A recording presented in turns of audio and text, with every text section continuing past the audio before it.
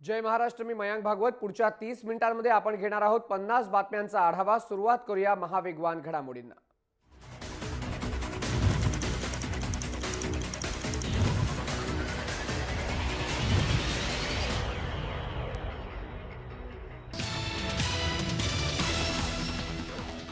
दादरमध्ये किरकोळ व्यापाऱ्यांची मुजोरी अजूनही कायम आहे. आडतीच्या मुद्द्यावरून दादरच्या व्यापाऱ्यांनी बंद पुकारलाय. त्यामुळे काल रात्रीपासून शेतकऱ्यांचा माल तसाच पडून आहे. माल स्वीकारण्यास व्यापाऱ्यांनी नकार दिलाय.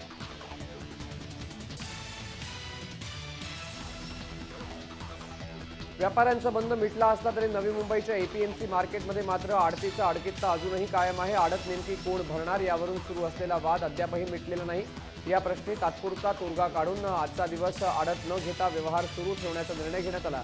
शनिवारी आडतीच्या मुद्द्यावरती पुन्हा एकदा बैठक होणार आहे.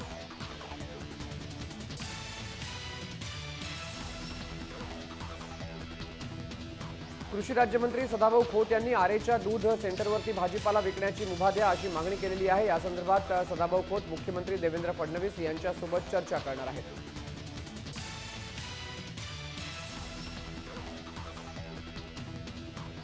सोमवारपासून सुरू असलेला भाजी व्यापाऱ्यांचा संप अखेर बुधवारी संध्याकाळी मिटला असला तरी शहर आणि उपनगरातील मंडईमध्ये भाज्यांचे भाव गगनाला भिडलेलेच आहेत. भाज्यांच्या चढ्या भावाबाबत गृहिणींनी संताप व्यक्त केला असून किमान संप मिटल्यानंतर तरी भाज्यांचे दर कमी करण्यात यावेत अशी मागणी गृहिणींनी केली आहे.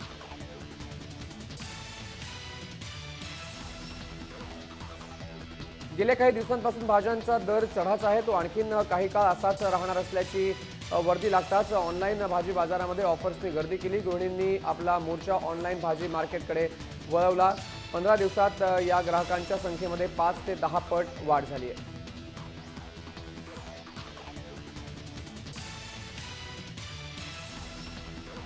जलसंधारण खात्यावरून मुख्यमंत्री देवेंद्र फडणवीस आणि पंकजा मुंडे यांच्यामधील वादामध्ये आता शिवसेनेने देखील उडी घेतली आहे. भाजप नेत्यांमधल्या अंतर्गत धुसफुशीला सामन्यातून राक्षसाची उपमा देण्यात आली आहे. मुख्यमंत्री फक्त भाजपचे नसून महाराष्ट्राचे आहेत याचं भान ठेवायला हवं. आपणच आपल्या मुख्यमंत्र्यांची बेइज्जती केली तर या अनागोंदीस राक्षसराज म्हणावं लागेल. मुख्यमंत्र्यांना आता अधिक सावधान राहावं असं देखील सामन्यामध्ये म्हणण्यात आलंय.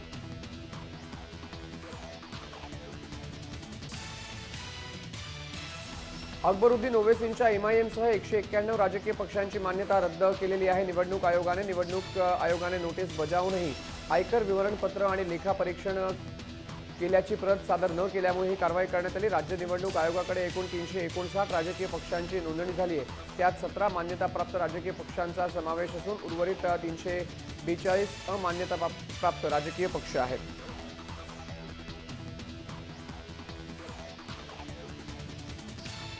मुंबईतल्या रस्ते घोटाळा प्रकरणी बुधवारी पहिली अटक झाली. रेल्कॉन इन्फ्राचे दीपेन शहा यांना 16 जुलैपर्यंत पोलीस कोठडी ठोठावण्यात आली. मुंबईतील रस्त्यांच्या कामामध्ये 38 ते 100% अनियमितता आढळून आली. सरासरी 53% रस्ते हे निकृष्ट असल्याचं आढळून आलं. कामाचा दर्जा राखण्यामध्ये प्रशासनही अपयशी ठरल्याचं निदर्शनास आलं. तसंच महापालिकेचं हित जपण्यात न आल्याचंही समोर आलं.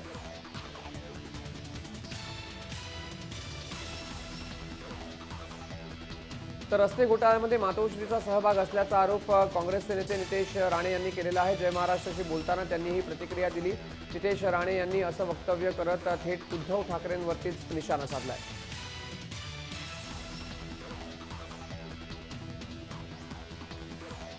बीड बँक घोटाळा प्रकरणामध्ये सरकार कोणतीही चौकशी न करता कारवाई करत असल्याचा आरोप खासदार सुप्रिया सुळे यांनी केला आहे. राजकीय षडयंत्र असल्याचंही सुळे यांनी म्हटलं. तर सुप्रिया सुळेंनी धनंजय मुंडेंचं समर्थन करत बँक घोटाळा प्रकरणी राष्ट्रवादीचे नेते चौकशीला सामोरे जायला तयार असल्याचंही म्हटलं.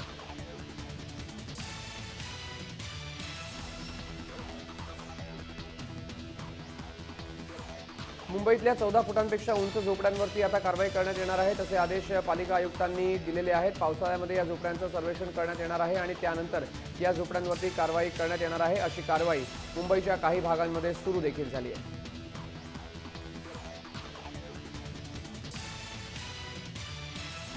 आषाढी एकादशीसाठी 5 लाख वारकरी पंढरपूरमध्ये दाखल झाले. त्या वारकऱ्यांना जास्तीत जास्त चांगल्या सुविधा देण्याचे प्रयत्न प्रशासनाकडून केले जात आहेत. उजनी धरणातून नदीत सोडलेलं पाणी सोमवारी रात्री इथे पोहोचल्यामुळे वारकऱ्यांच्या स्नानाची चांगली सोय झाली आहे. विविध संतांच्या पालख्या जशा जशा येत आहेत तशी गर्दी पंढरपुरामध्ये वाढत चालली आहे.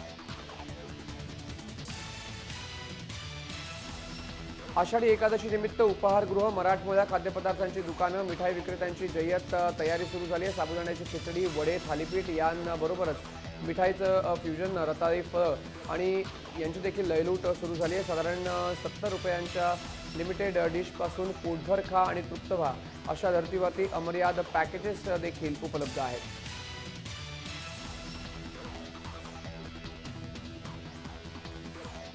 नाशिक शहरामध्ये खास महिलांची पायवारी काढण्यास सुरुवात केलेली आहे। यंदा या वारीचं दुसरं वर्ष असून यात 150हून अधिक महिला सहभागी होणार आहेत। 14 भजनी मंडळ एकत्रित करत महिला वारी उपक्रमाची सुरुवात करण्यात आली।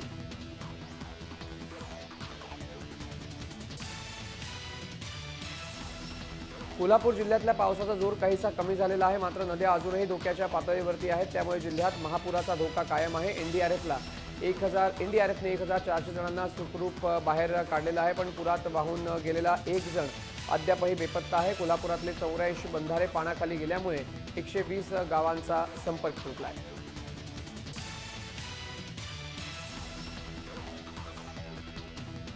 तर कोल्हापूरच्या पुराला रेड झोन परिसरामध्ये उभारलेल्या जमिनी जबाबदार असल्याचा आरोप आता केला जातोय। प्रजासत्ताक संस्थेचे अध्यक्ष दिलीप देसाईंनी हा आरोप केला। शिवाय रेड झोनमधील इमारतींवरती कारवाई करा, अन्यथा न्यायालयात खेचू असा इशारा देखील देसाईंनी दिलेला आहे।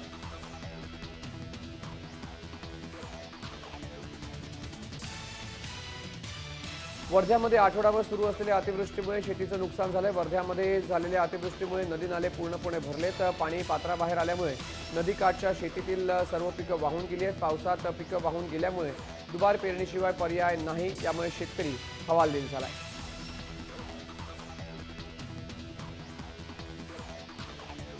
हिंगोली दुष्काळापासून सुटका होण्यासाठी बांधण्यात आलेला जलयुक्त शिवार योजनेचा बंधारा फुटला। हा बंधारा फुटून लाखो लिटर पाणी वाया गेलं। या बंधाऱ्याची लांबी 200 मीटर तर रुंदी 20 फूट होती। खोली 2 मीटर आहे। कृषी विभागाने मे महिन्यात या बंधाऱ्याचं काम पूर्ण केलं, मात्र पहिल्याच पावसात जोराने हा बंधारा फुटलेला आहे।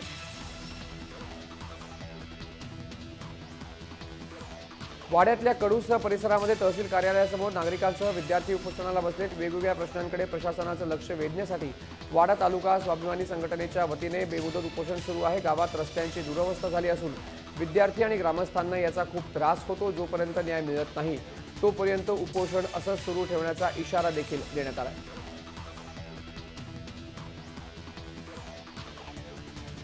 नागपूरच्या रविनगर परिसरामध्ये 12 वर्षांच्या मुलीने आत्महत्या केली। आईवडिलांनी शाळेचा गणवेश न दिल्याने रितू ढाकुलकरनं गळफास आत्महत्या केली। रितूने आईवडिलांकडे नव्या गणवेशासाठी हट्ट धरला होता, मात्र आर्थिक स्थिती हालाकीची असल्यामुळे काही दिवसात गणवेश घेऊन देतो असं तिला वडिलांनी सांगितलं, मात्र रितूने गणवेश द्यायला उशीर झाला, त्यामुळे आत्महत्या केली।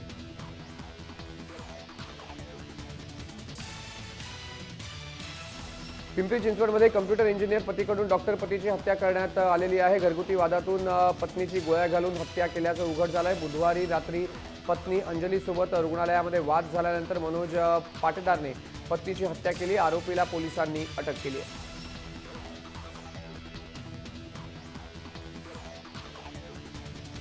गडचिरोलीत चितळाची शिकार केल्याप्रकरणी दोघांना अटक करण्यात आलेली आहे। चामोर्शीतल्या वाकडी परिसरामध्ये चितळाची शिकार करून मांसाची विल्हेवाट लावली जात होती। याबाबतची माहिती मिळताच पोलिसांनी राजू मडवी आणि दशरथ काकडे यांच्या घराची झडती घेतली। त्यावेळी त्यांना चितळाचं मांस आढळून आलं।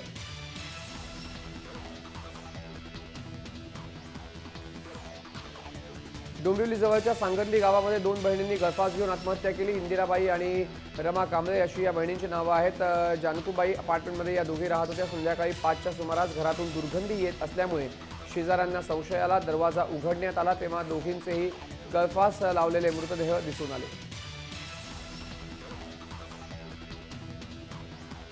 नांदेडमध्ये एका एटीएस अधिकाऱ्याच्या पत्नीचा हुंडाबळी गेल्याची धक्कादायक घटना घडलेली आहे। शिवप्रसाद कत्ते असं या अधिकाऱ्याचं नाव असून माहेरून 5 लाख रुपये आणण्यासाठी शिवप्रसाद पत्नी संगीताचा छळ करत असल्याचा आरोप आहे। अखेर या त्रासाला कंटाळून संगीताने गळफास घेऊन आयुष्याची अखेर केली। त्यानंतरही संगीताचा मृतदेह रुग्णालयात टाकून सासरच्या लोकांनी पळ काढला।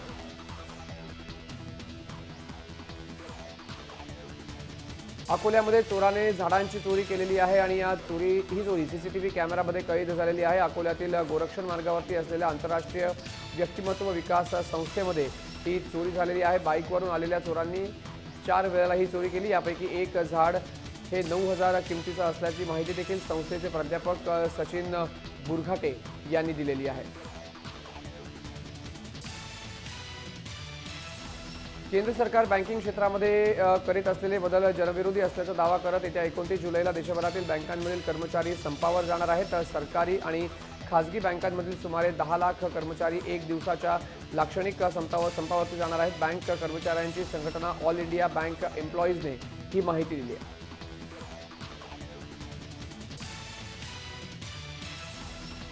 आदिवासी शाळेतील विद्यार्थ्यांसाठी 3 लाख रुपयांपर्यंतची रेनकोट खरेदी करण्याचे अधिकार शाळेतील मुख्याध्यापकांना देण्याचा वादग्रस्त निर्णय अखेर मागे घेत असल्याचं राज्य सरकारने मुंबई उच्च न्यायालयात म्हटलेलं आहे। त्यानंतर न्यायालयाने ते नोंदीवरती घेत रेनकोट खरेदीबाबत पूर्वीप्रमाणेच निविदा प्रक्रिया राबवण्याचे आदेश देखील सरकारला दिलेले आहेत।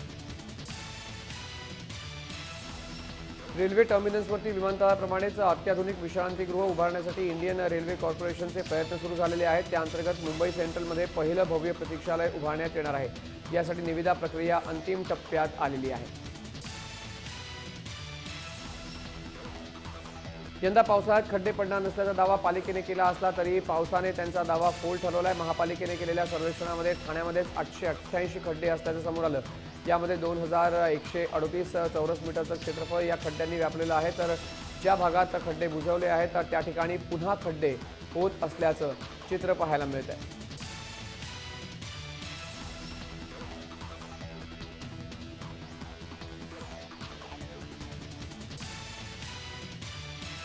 मुसळधार पावसामुळे मुंबईतील तलावांची पाणी पातळी रोज वाढते। गतवर्षीच्या तुलनेत तलावांमध्ये दुप्पट जलसाठा आहे। त्यामुळे प्रशासन पुढच्या आठवड्यामध्ये पाणी कपात मागे घेण्याचे संकेत आहेत। जुलै महिन्यातील पंधरवडा पूर्ण होण्याआधीच तलावांमध्ये तब्बल 5 लाख दशलक्ष लिटरहून अधिक जलसाठा जमा झालेला आहे।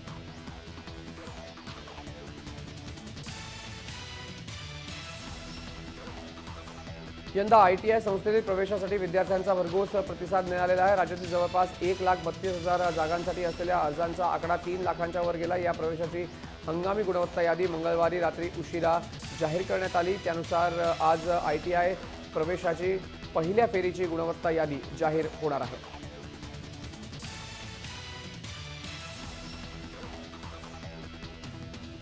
11वी ऑनलाईन प्रवेशासाठी मुंबईतील अनेक पालकांनी सध्या शिक्षण उपसंचालक कार्यालयामध्ये गर्दी केली आहे। आवडत्या कॉलेजांसाठी विद्यार्थी आणि पालकांनी ऑफलाईन प्रवेशासाठी शिक्षण उपसंचालक कार्यालयाकडे धाव घेतली आहे। दररोज साधारणतः 40 ते 50 विद्यार्थी आणि पालक बदलीच्या मागणीसाठी शिक्षण उपसंचालक कार्यालयात गाठत असल्याची माहिती मिळते। एसटी महामंडळाकडून नफ्यातील लांब आणि मध्यम पल्ल्याच्या 100 बस फेऱ्या बंद करण्याचा निर्णय घेतलेला आहे। कर्मचारी वर्ग नसल्याचं कारण देत या फेऱ्या बंद करण्यात आल्याचं एसटी महामंडळाने सांगितलं। यात मुंबई, ठाणे, भिवंडी, कल्याण, मुरबाड या आगारातील फेऱ्यांचा समावेश आहे।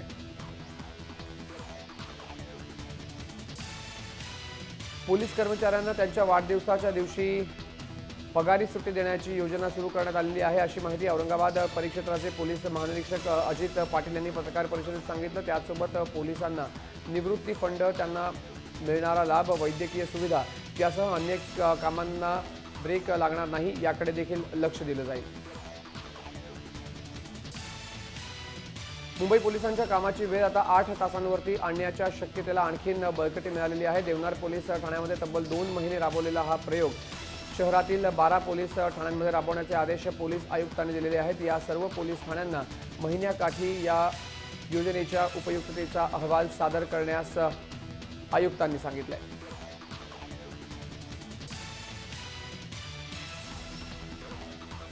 मुंबईत अग्निशमन दलाकडील कर्मचाऱ्यांचा तुटवडा भरून काढण्याकरता पुढील वर्षभरामध्ये 736 नव्या जागांची भरती केली जाणार आहे। शिवाय 3 महिन्यात जादा कामांच्या तासांची मर्यादा 50हून 100 तास करण्याचाही प्रस्ताव आहे।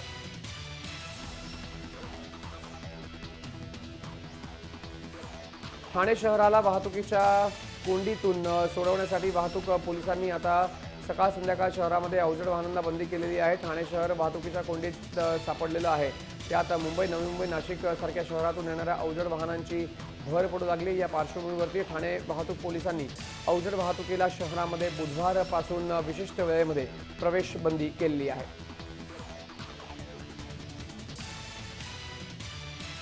ठाणे शहराची विस्कळीत वाहतूक व्यवस्था सुरळीत करण्यासाठी ठाणे महापालिकेतर्फे स्पेनच्या डिजिटल मॅपिंग प्रकल्प राबवण्यात येणार आहे। वाहतूक व्यवस्थेमध्ये आमूलाग्र बदल सुचवणारा प्रकल्प अहवाल स्पेनच्या कंपनीकडून ठाणे महानगरपालिकेला सादर करण्यात आलेला आहे।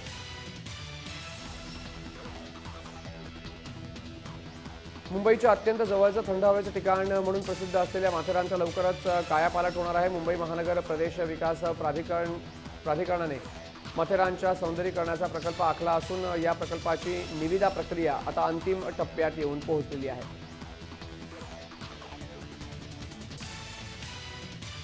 आठवडाभरातील पावसामुळे औरंगाबाद जिल्ह्यामध्ये अनेक भागामध्ये पुरेसा पाणीसाठा उपलब्ध झाला आहे। त्यामुळे प्रशासनाने टंचाईग्रस्त गावांना पाणीपुरवठा करणारे टँकर्स बुधवारपासून बंद करण्याचा निर्णय घेतला। जिल्ह्यातील 9 तालुक्यांमध्ये टंचाईग्रस्त गावांना 954 टँकरद्वारे पाणी पुरवठा सुरू होता।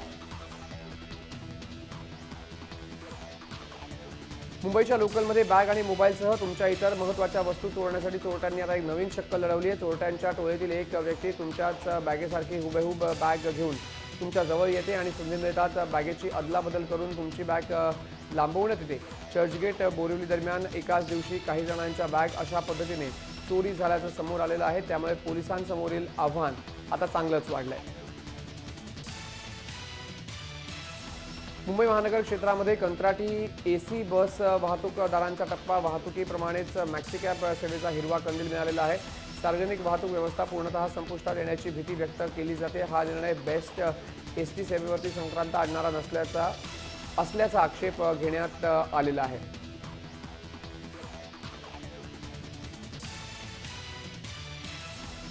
पुणे शहरात रस्त्यांवरती जागोजागी पडलेले खड्डे आहेत। त्यामुळे पीएमपीचा वेग गेल्या 2 दिवसांपासून चांगलाच मंदावलेला आहे। अनेक गाड्या वाहतूक कोंडीत अडकल्याने गेल्या 2 दिवसांमध्ये 600 फेऱ्या रद्द झाल्या असून सुमारे 10 ते 15 लाख रुपयांचा फटका यामुळे बसलेला आहे। बोरिवलीच्या संजय गांधी नॅशनल पार्कमध्ये 2 नव्या पाहुण्या दाखल झाल्यात। 60 तासांचा प्रवास करता 950 किलोमीटर अंतर कापून पेंच अभयारण्यातून या 2 वाघिणी संजय गांधी उद्यानामध्ये आणल्या गेल्यात। सध्या त्यांना एकांतवासामध्ये ठेवण्यात आलंय। सध्या एकाच कुटुंबाच्या 5 वाघिणी या ठिकाणी आहेत। ठुल्ला या शब्दाचा अर्थ काय असा सवाल दिल्ली हायकोर्टाने मुख्यमंत्री अरविंद केजरीवाल यांना विचारला आहे। केजरीवाल यांनी दिल्ली पोलिसांना ठुल्ला असं म्हटलं होतं असा केजरीवालांवरती आरोप आहे। येत्या 21 ऑगस्टला या प्रकरणावरची पुढील सुनावणी होणार आहे।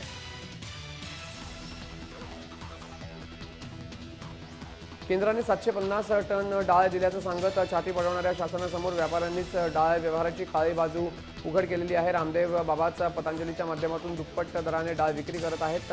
त्यांची तपासणी आधी करा अशा शब्दामध्ये व्यापाऱ्यांनी अन्नधान्य वितरण मंत्री गिरीश बापट यांच्यासमोर प्रशासनाला चांगलंच सुनावलं।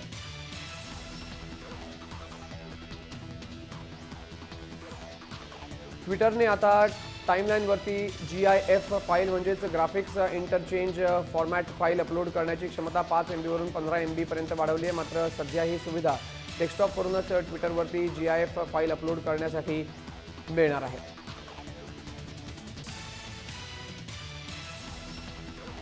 गुगल हँगआउटमध्ये व्हिडिओ कॉलिंगची सुविधा सुरू केलेली आहे। तब्बल 2 वर्षांपूर्वी ॲपल मोबाईल धारकांसाठी आलेली ही सुविधा आता अँड्रॉइड धारकांसाठी देखील उपलब्ध करून देण्यात आलेली आहे। iOS धारकांसाठी व्हिडिओ कॉलिंगचा कालावधी 2 मिनिटं करण्यात आलेला असून अँड्रॉइड धारकांसाठी मात्र 1 मिनिटांचीच मर्यादा ठेवण्यात आलेली आहे।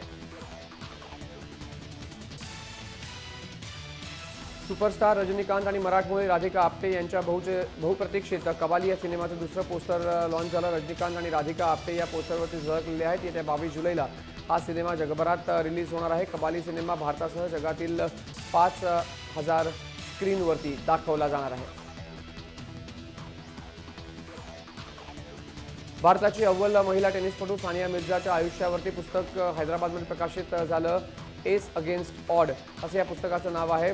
बॉलिवूड स्टार शाहरुख खानच्या हस्ते या पुस्तकाचं प्रकाशन झालं। परिणिती चोप्राही या कार्यक्रमाला हजर होती।